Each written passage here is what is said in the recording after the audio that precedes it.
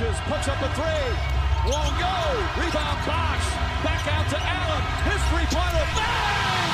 Tie game with 5 seconds remaining. Oh yeah. We packing somebody up tonight. Hey.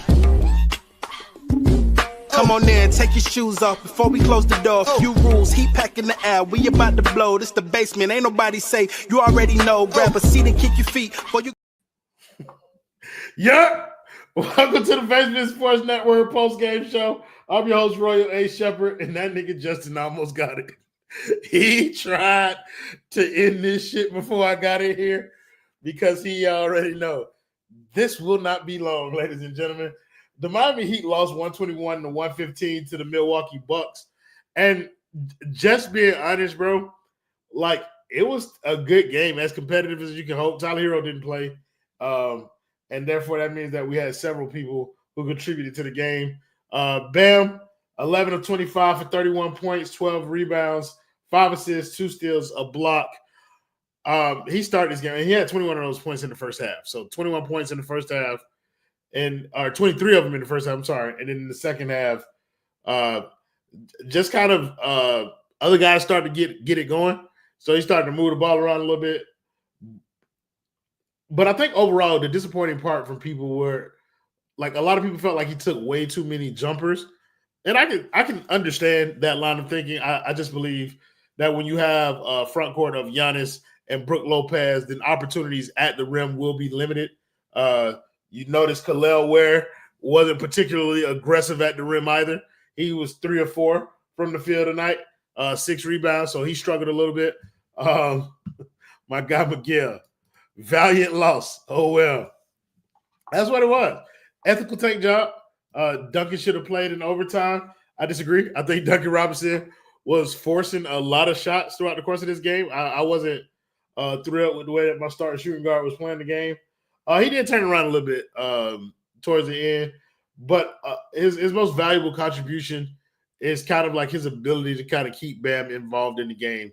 And I do think that later on down the line in this game, we did get away from getting Bam the ball and opportunities where he could score. I remember one possession late in particular that we were discussing where Davion Mitchell got the ball and Bam had Giannis on the block, and it was on the left side of the court.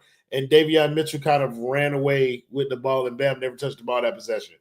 I don't think in a game like this, especially considering Tyler Herro's not playing, there should not be multiple possessions going by with Bam not touching the ball. There's no reason for it. He is obviously the 1A tonight. Like, there shouldn't be any opportunities for them to get 6-7 possessions down the game, and Bam's not involved. The offense not running through him. None of that. So I was a bit disappointed with them not getting in the ball. But again, like, y'all know me, I don't really give a shit about these losses or whatever. Unfortunately, this loss feeds in there that the Heat need Tyler Herro more than they actually do. Shaking my head, I disagree. I feel like this loss was proof positive that Tyler Herro isn't the sole reason why the Miami Heat can be competitive in games. So the narrative that I hear most often is like, without Tyler Herro scoring, the game wouldn't even been that close. Without Tyler Herro, who else is going to score? Apparently, Alec Burks, 24 points. He was 8 of 18, so like he shot the ball a lot, but that's the case when you don't have Andrew Wiggins and Tyler Herro in there taking a bunch of shots, and other guys get opportunities. Davion Mitchell was really good tonight. You say Davion was a bit of a ball hawk tonight. I agree, but he had it cooking. Davion was good tonight. I think there were points in the game where he got too, and they was talking about it a little bit in the playback, but there were points in the game where Davion Mitchell felt like he was trying to do too much playmaking. Like he was leaning a little bit too much into trying to create things as a playmaker. And and that got them away from some of the things that have been working. But I wasn't too pissed off at his game. You said we need that 10th seed. I'm cool with 9th or 10th, bro. 10th would be preferable because that means that the play-in game would be a road play-in game. But the Miami Heat are capable of losing at home or road. I need them in that 9th-10 game because I need a scenario where it's like a one-game scenario. I don't need them playing 2 games for like I don't need them having a guaranteed 2 games where they have the comfort of losing. I need this to be a do or die scenario for Miami and see if they can get out of there like that. You say under 40 wins now? Oh, that is. Miami is now 35-43. So this will not be a 40-win team.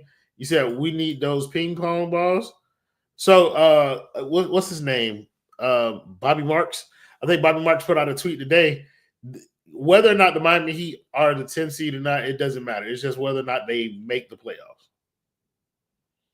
Like if they make the playoffs, then it doesn't matter. Whatever pick they get is going to OKC anyway. And so they need to say Mickey a fraud for that Hall of Fame induction. Man is the cheapest owner in the league and like 80% of the reason why we can't get stars. Also, the fan reward for half court was only $5K.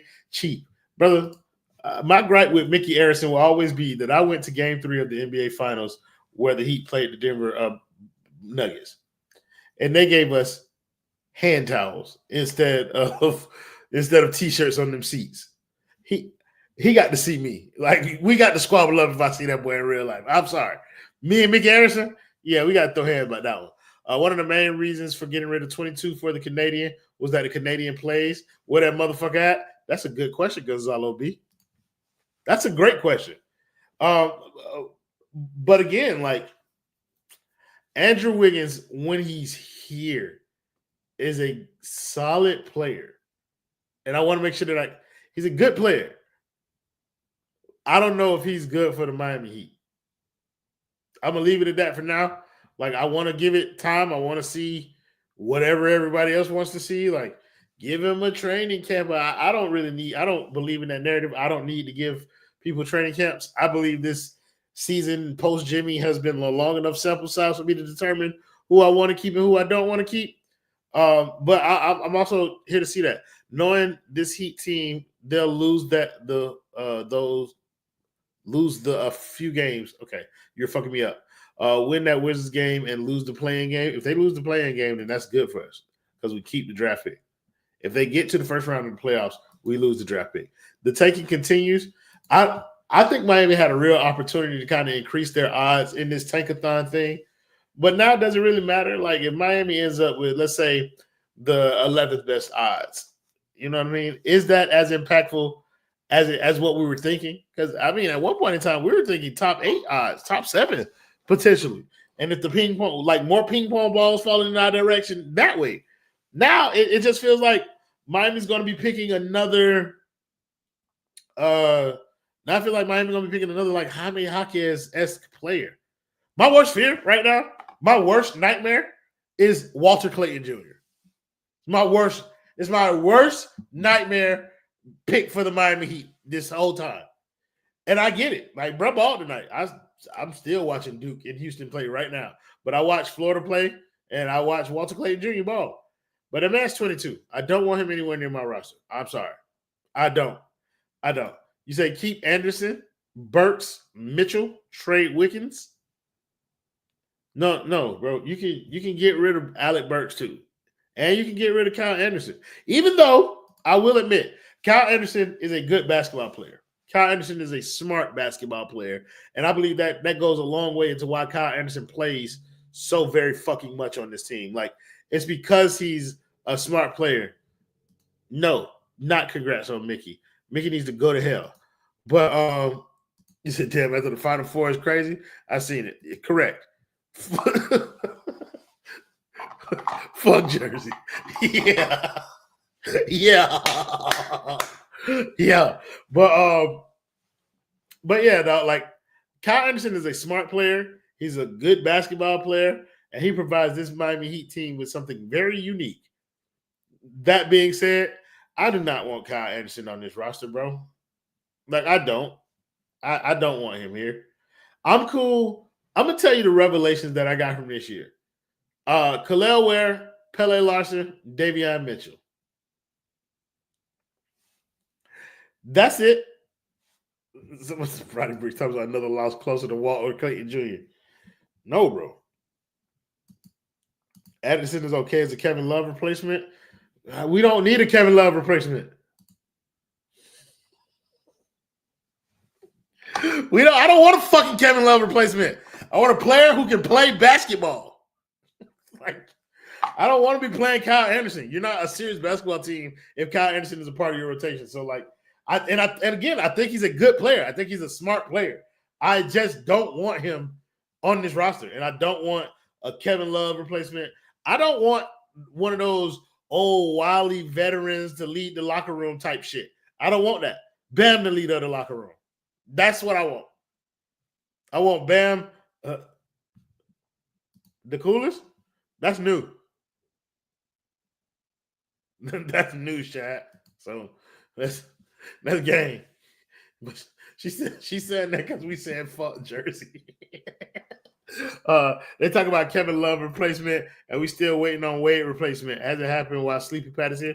But also, I'm kind of interested in what people are thinking about Kevin Love right now. All these, what is it? Personal reasons, games missed. We got a little theory going. We don't think that this is by choice. We think the Miami Heat might have sent Kevin Love away. I feel like that's kind of where I am. I feel like Miami sent him away, and they don't want to kind of make a big thing about it. Yeah, you said you don't want another ready to win now player. No, no, I do not. I want the player with the highest upside, which is why I've been talking about.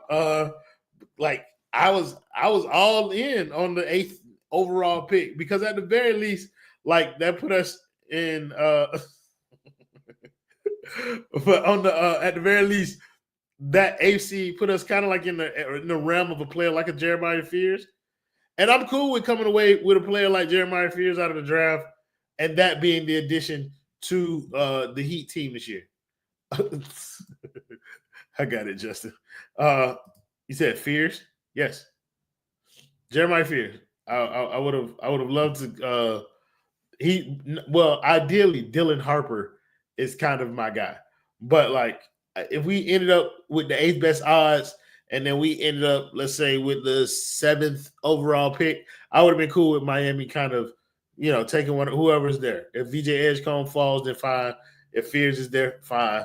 But that's it. Yes, sir.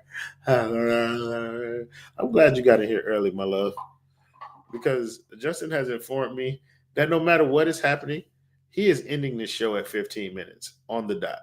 So therefore, we have 2 more minutes of show. Let me talk about the Miami Heat's next game. Regardless, okay, so we got the 76ers. The Miami Heat are going to win that game. And they might win the rest of the season. I think their schedule the rest of the year is pretty easy. You got Philadelphia, Chicago, New Orleans, Washington. I think Miami can go 4-0 the rest of the year. But like, it doesn't really matter at this point. Like, there's no way for them to kind of catapult themselves to getting the number 7 seed. They can fall in that 8th seed range, which is cool if they do that. You know what I mean? But I would prefer for them to stay in that 9-10 game, so that one game eliminates them. I'm not going to spend too much time trying to push my luck here. We're approaching the 14-minute mark. Justin has already informed me that this will be a quick, clean show, and so we're going to make it clean. But before we get out of here, I want to make sure I tell you guys, thank you guys in the comments, as always, for joining the show, making it much more fun than it would have been without you. Thank you for Justin getting up on the 1s and 2s. Thank you to everybody in the basement, for real, bro. Like, it's really tough for niggas to get up here and do a show about this team, considering how not interesting they are. And like, people have put in actual work to try and create content here.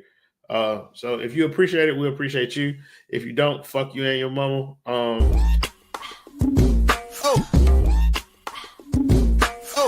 Oh yeah, we packing somebody up tonight. Hey, come on in, take your shoes off before we close the door. Few rules, heat packing the air, we about to blow. This the basement, ain't nobody safe. You already know. Grab a seat and kick your feet before you get too comfortable. You want the X's and the O's, the tray, yes and no, friends and the foes, the butlers and the heroes.